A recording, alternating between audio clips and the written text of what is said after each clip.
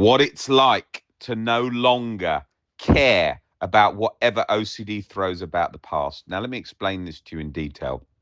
So, in my life, I spent so many years, so many minutes, so many hours stuck on, did I do this? Did I do that? If I did this, then I can never be at peace again. Oh my God, if I did this, I should be anxious all the time.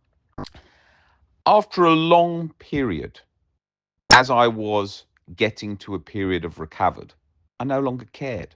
The inner control was gone. It felt completely distant to me. It felt completely irrelevant to me. That level of energy to control, to worry, just felt just not worth it anymore.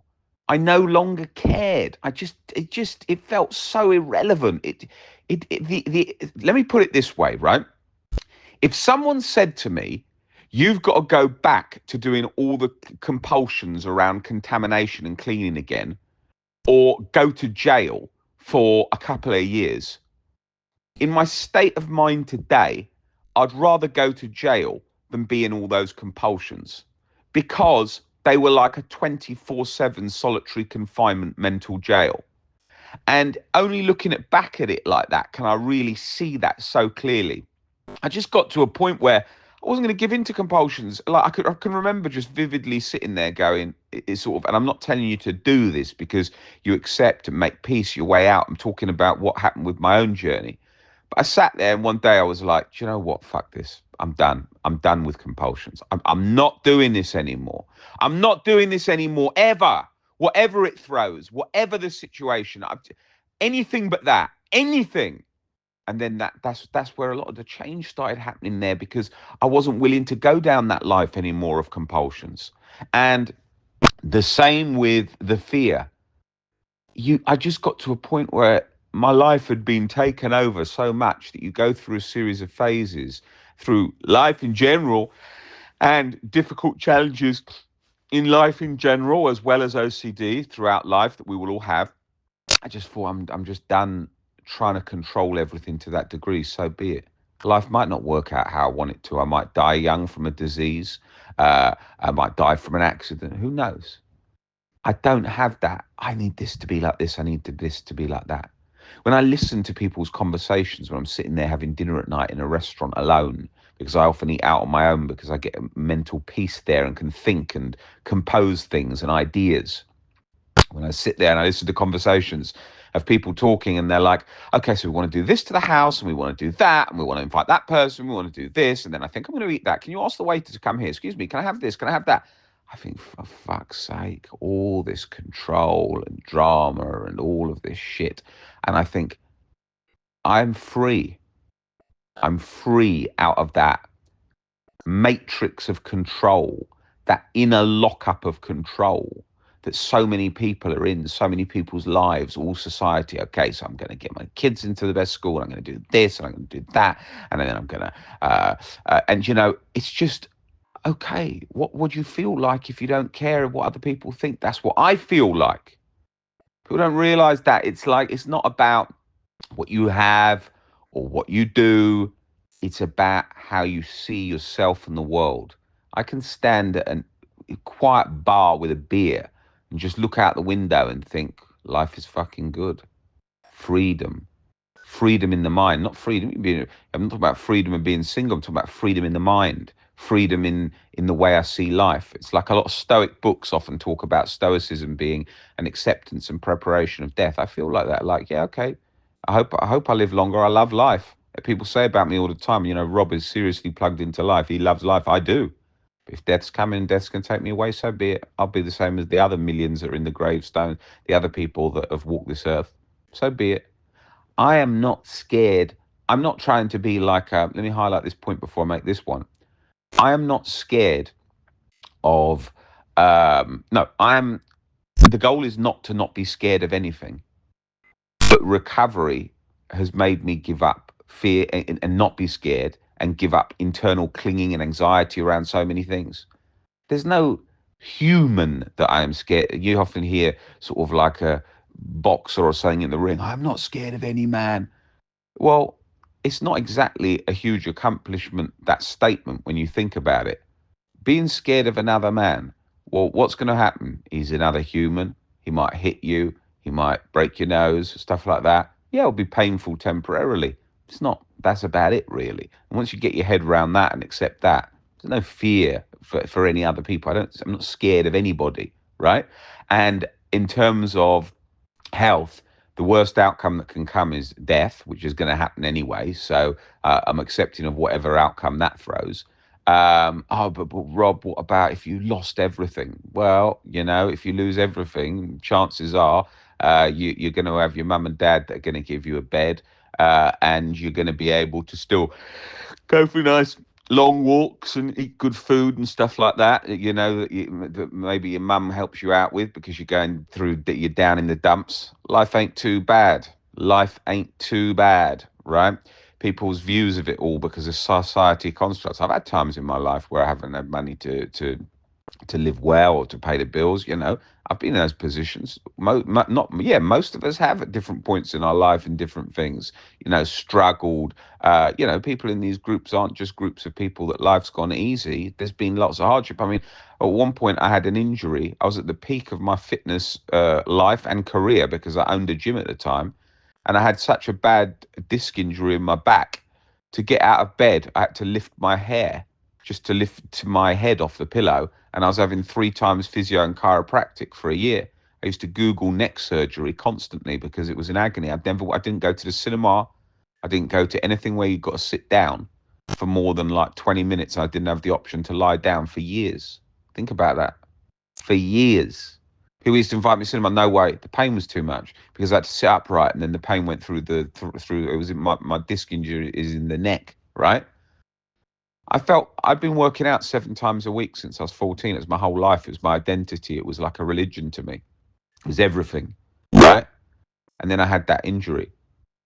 If you'd asked me what I would have given to not have that injury, I'd have given you every penny I'd got. I'd have let you saw off a foot or something, right? Because I was so angry. The fact that the neck means no bench press, no shoulders, no bicep curl, no tricep, nothing, because all the muscle groups that you want to work, run through that neck position. So I was just so angry. And I'll be real, it brought me basically to tears at 24 years old, 25 when that happened, because I was like, I can't believe this my whole life over. And that taught me the biggest lesson. If I hadn't had that injury, if I hadn't had that injury at the time, I would have been taking loads of steroids because I was so locked into bodybuilding. It would have just progressed and progressed and progressed. That injury saved my life. That injury taught me to not load up on heavy weights so much in the gym and concentrate on form. That injury prevented other injuries. That injury got me to slow down.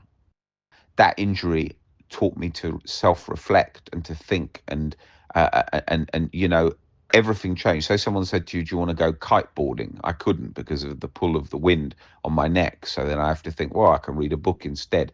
So all these different things changed how I lived life. It gave me a different perspective very quickly. And that was a gift. That was a serious gift. I mean, I'll be real. My injury in my neck was so bad that I couldn't even have sex properly because just to move around hurt so much. I felt like I was an old man instantly. My body, it was so bad. Every time I'd go for physio, I remember I was going 3 times a week. Imagine how much that cost. Every time I'd go, they'd say, "Oh, we had a good session today. We've released all the sort of spasming in the upper back and all the muscles." Next session I'd be in, they'd be like, "Oh my god, it's so locked up now," and I'd just be like, "This cycle's going to go on forever." And someone came up to me the other day. I was in a sauna, and a young guy came up to me, and he had tape all over his back. And I said, "What's up with you?" He said, "I got bad injury. I have to tape it up. Physio's got it like this." And then I saw him another time. And he said to me, I said, "You've got that tape all again." And it was like a couple of weeks after. And he said to me, "Yeah, physio's got me like that." I said, "You know what? Fuck that tape." He said, "What do you mean?" I said, "Because I told you last time that I'd had a bad neck injury, right?" He said, "Yeah." And I said, you just asked me earlier, what's the one bit of advice I could give you, without telling him, I'm an expert in all of this kind of in relation to thinking about these things. I said the biggest thing is learning to live as if you haven't got the injury. Now, that doesn't mean not having any physio chiropractic, but like considering I was going 3 times a week with an injury, I barely ever go to a physio chiropractor ever. All my rehabilitation comes from swimming, training, building the muscles, the supporting muscles. Today now I train my fullest the same as before I had the injury, more or less. I can't squat or deadlift. It's the only exercises I can't do. It just won't work. But everything else I can do. Yeah, and that's there's things that I don't do, right? I don't push over it because I think it's going to overdo it, and it's easy to do that when you're in the gym mentality and you love the gym. Like on the bench press, I could do 140, right, which is a lot in kilos, and I can do it now. But when I get there, I think this is just one move, a millimeter or a centimeter, and it's going to really fuck me up. So I don't. Yeah, and realistically, I can get all the gains and all the growth I do with 70 kilos. Yeah, just by how I'd slow and controlled and all of that stuff, and I can get the results, and I'm in pretty good shape at the moment, and I can adapt around things, and I don't miss those things. And like I said to that guy, I said, you've got to learn to live like you're never going to get better. That's the only thing that changed for me, living like I was never going to get better. And that for pain is key, right? Changing your mindset about key. For OCD, that doesn't make a difference because with OCD, no, it makes a difference, but that's by no means all to it. Yeah. When I tried to live like I didn't have OCD or I didn't have a problem, when I had some fear latched on for what happened when I was 13, or something like that, and real event taboo OCD had latched on, that weren't budging. The guilt and the anxiety was just 24/7 simmering away. I was clinging on and in the cortisol soup, so to speak. And that didn't go until my perspectives changed. OCD is always looking to grip to a million things, and you've just got to live your life and take risks, right? Because it's going to tell you, no, you shouldn't do this, no, you shouldn't say that. Someone at my worst, it would be just on everything. I would meet somebody who had, like, I don't know, maybe they had on them a sort of mark near a mole on their skin, and I'd think I need to advise them to get skin cancer check, otherwise I've let a vulnerable person die. I just got so out of control, and that was my life. So today, to be in a position where I don't have fear control me. I wake up, there's no anxiety, there's no stress, there's nothing. It just feels completely separate. But I feel separate a lot to the world in a lot of ways because of how free I am. I can't explain it to other people because I can be just sit there for hours, just having a beer or just having a coffee and just be totally happy with where I am with everything in life. I mean, I'm totally content with everything in life. I'd be content if I lost everything tomorrow because it's a mindset. It's not to do with the outside. People think content comes from an outside. It doesn't come from an outside. I'd be content if I was bust tomorrow. People say, how could you be content if you're bust tomorrow? Sure, I'd want to work my life out and adapt things because of the benefits, of course. But that inner contentment, that don't come from anything external. It doesn't come from anything external. Think of the person who wants a bigger house and a bigger this and keeping up with the Joneses. How many people are like that? I'm 40 years old, right? If someone said to me now, you can never have kids, you can never be married in your life, right? You can never have a wife, you never have a long-term partner. I'd think, well, it's a real shame. I would like to have some of those things potentially, but overall, life is good. And can I still eat a steak and have a glass of wine? Yeah, be at peace. Someone could say to me, you're going to be on a very low income job the rest of your life, and there's no chance of you ever having any improvement in your career. Again, it's not ideal, but can I still work out? Can I still go to the park? Can I still do this? Yeah, really, it wouldn't be good. I'd be frustrated, of course, at first. Yeah, but I've absolutely zero doubt I'd make peace with it. You have to make peace because you ain't got another choice, the same as with the injury. People are obsessed with all this. I need this, I need that, I need that, and I'm not saying don't get things. I don't advocate as a minimalist. I tell people, I say, you want to live your life, you want to have a nice car, enjoy yourself, go and get yourself a car. What happens if the person's young and it's a bit beyond their means, but they really want it? Yeah, they can. They don't live forever. All this shit online is about, like, people are like, yeah, you need to lock in and not buy anything till you shut the fuck up with that crap. You don't live forever. It's like Warren Buffett's comment. It said something like, saving all your life. You got to live as well. Otherwise, it's like saving up sex for when you're 80. You got to enjoy your life along the way, right? And that's the reality of these things. I feel very separate to a lot of things in life. And like someone said to me, if there was anything in my life that I wanted to do right now, seriously do, I'd be doing it. Anything.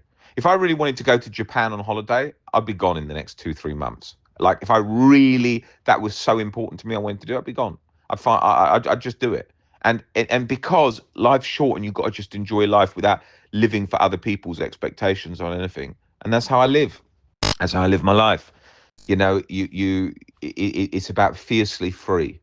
It's about you fucking on a rock in outer space. Come on. You know, if I was into hiking, I'd be hiking all the time. If I loved hiking so much, I'd be hiking all the time. If I loved tennis so much, I'd be at tennis all the time. You know, you got one life. Whatever you're loving, whatever you do, just do. Whatever you want, whatever you don't want. You got to carve that life out. You've got to make that life your reality. That's got to become your reality. That I'm not thinking of what somebody else wants, somebody else thinks. And look, let me highlight this. When you live like this, as there is the things that are important to you change, and compassion and everything kicks in. What's important to me? Well, I run this OCD organization. That's beyond me, right? Because it's so big now in terms of where it is. That carries me and the team along, and we started this journey, and it's got bigger than we imagined. And so I work extremely hard. My life is involved in that, and so that's something beyond me, right? But I'm free for myself. Okay, so I live on how I want to, enjoy life. But enjoying life doesn't mean selfish. Enjoying life means things beyond you, right? As well.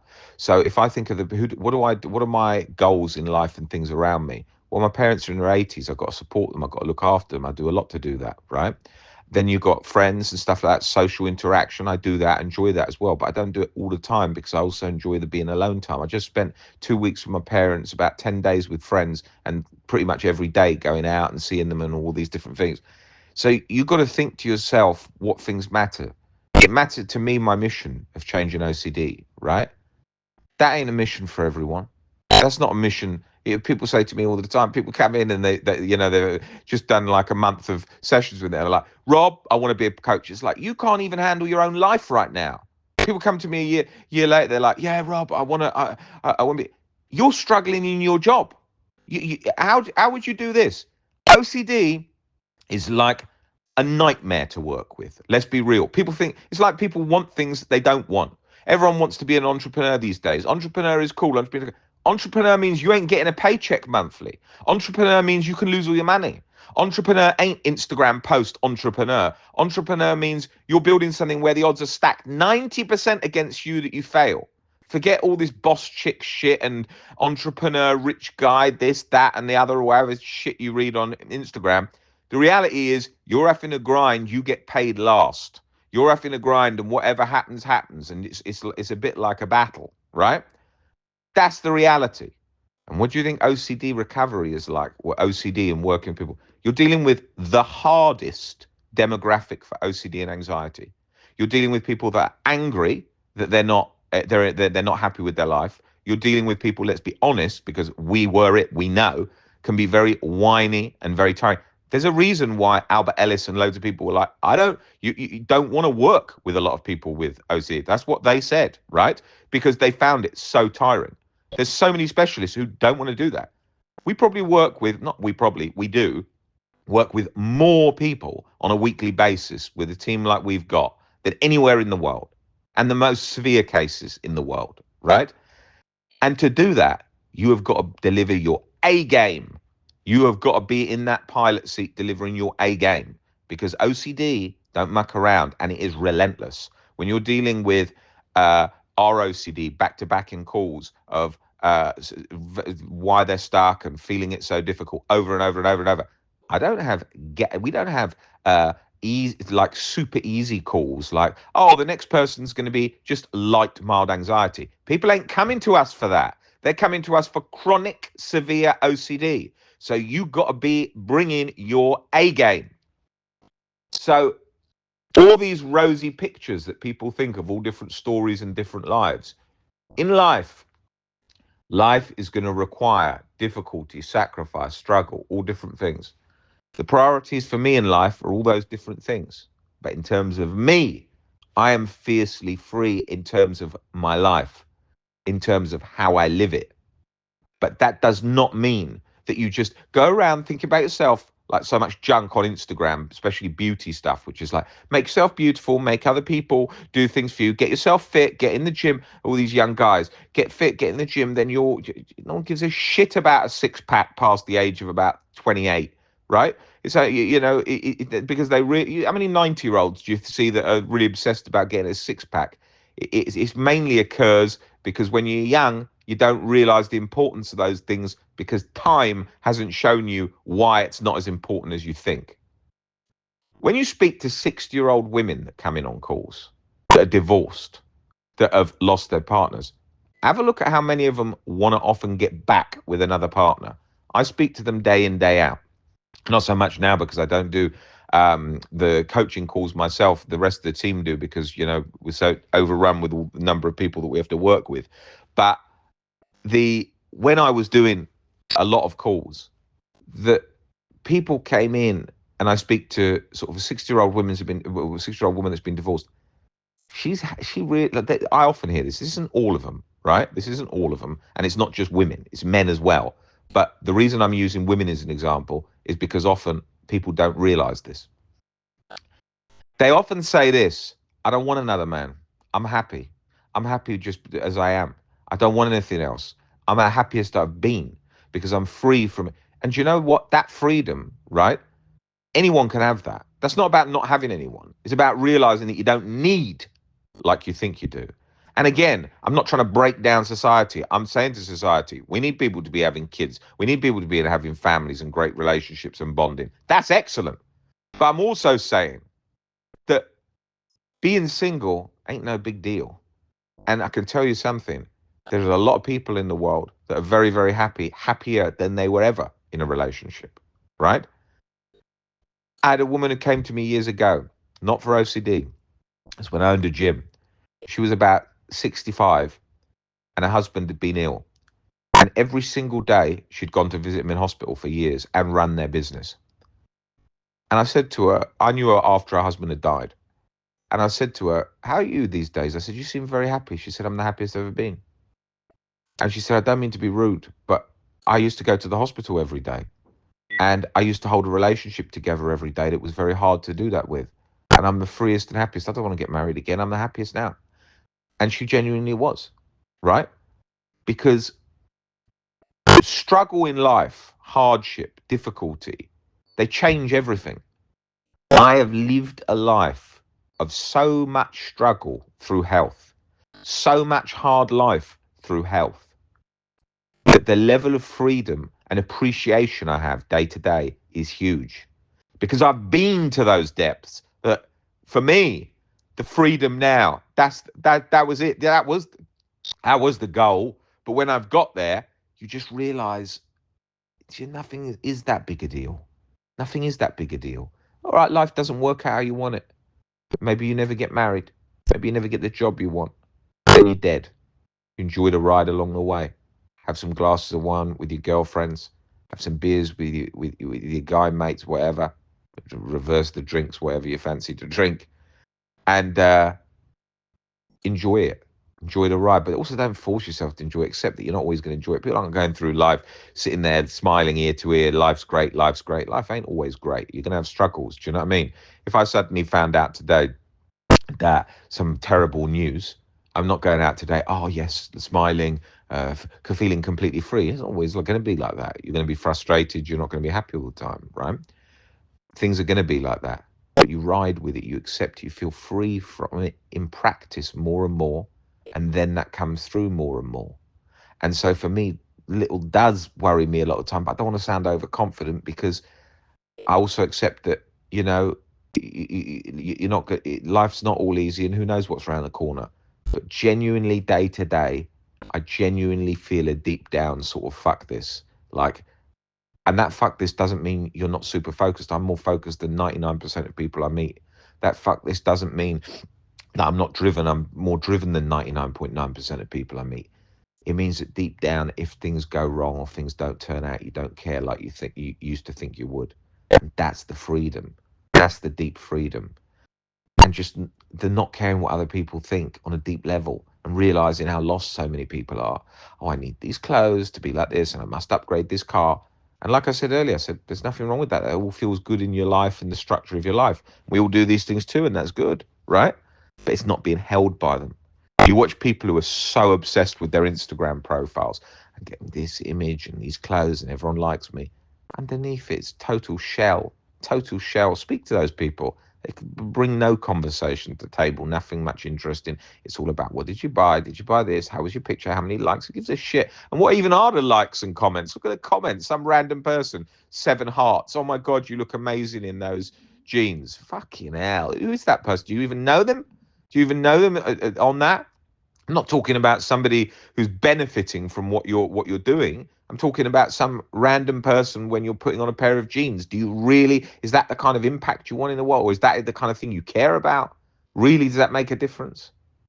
In reality, the algorithms, they win. The AI, it wins. And it's changing and it's changed society. Do you want to be free in the times of machines and everything? Cherish it. Enjoy it. It won't necessarily always be this way. The world's already like that. You just think of what your bank's like. Yeah, did you get this code right? Do you remember your password? Now you can't access your own money. Oh, who can I speak to? Okay, you got to do a security password. That's the shit I hate the most in the world. That useless robotic crap to distance the corporates away from humans, treat them terribly, just all part of the system. Anything that's like system, proper system, I'm not a fan.